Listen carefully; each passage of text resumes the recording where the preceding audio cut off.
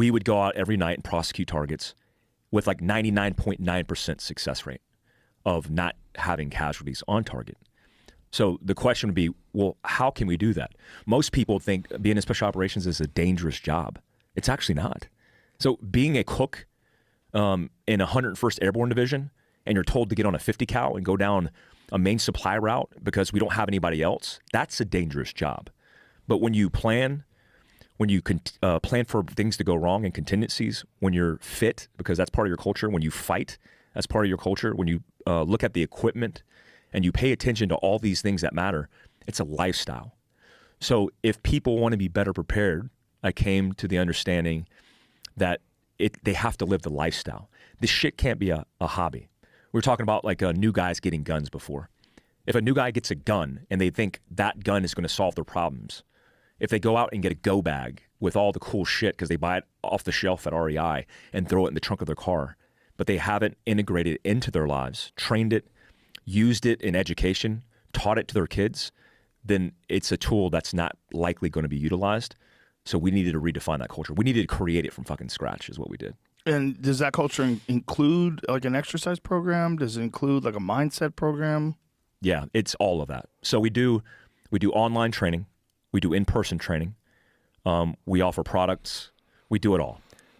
For example, we just did a family preparedness program called 62, named after the Homestead Act of 1862.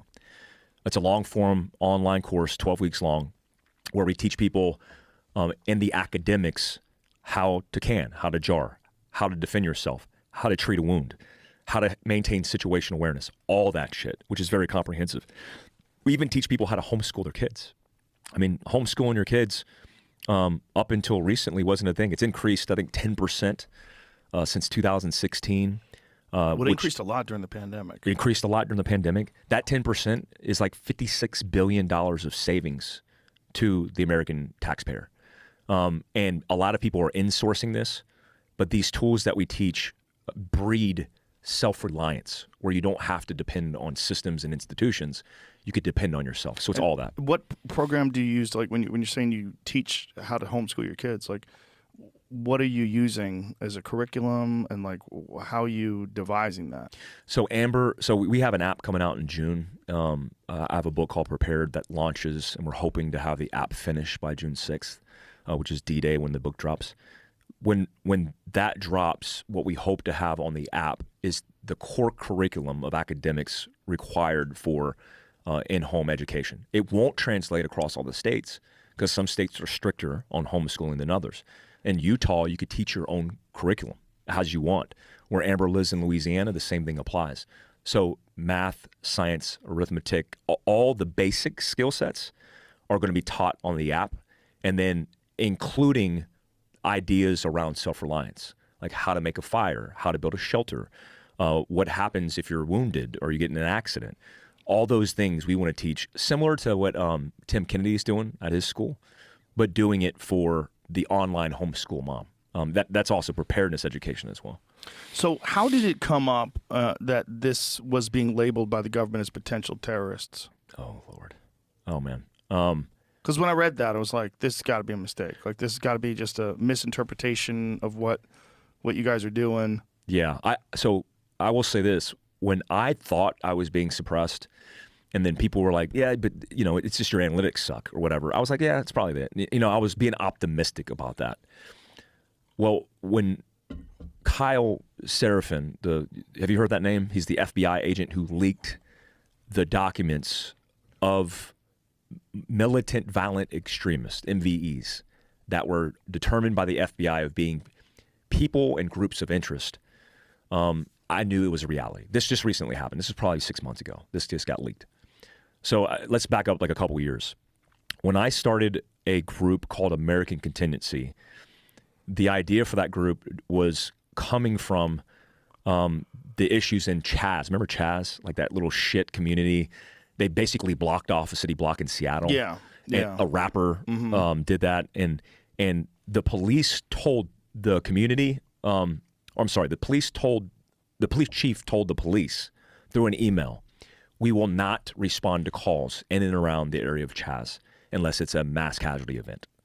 So there were law-abiding citizens who were getting affected by politics, coming down on law enforcement officers and telling them not to do their damn job.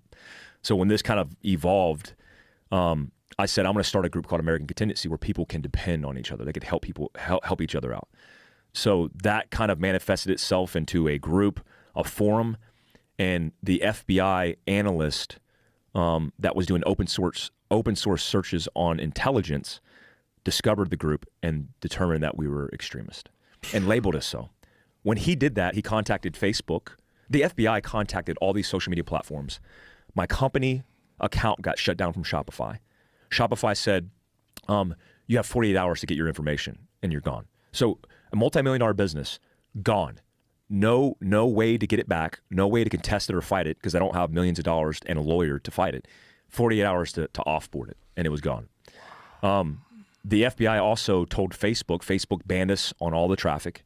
American Contingency got banned, and all the shit got shut down.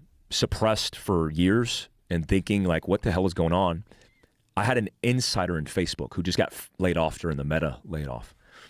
He actually, 4 months ago, before he got laid off, I said, hey, can you look into American Contingency?